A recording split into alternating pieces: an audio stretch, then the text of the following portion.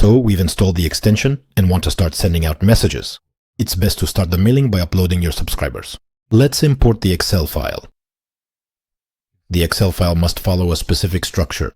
The first column, Invite, contains group IDs or phone numbers. The second column is for names. The third column is for statuses. And the fourth column will be used to upload the number from which you will send the messages. Let's upload it. I have 26 entries, one of which is a duplicate. To avoid ignoring duplicates in the settings, you need to uncheck this box. Then all duplicates will be uploaded. You can export or clear the table. Statuses will be set during the mailing process. At any time, you can export this table and it will be saved with all the data currently in it. If you suddenly forget what format the table should be in, you can export an empty table and check its format.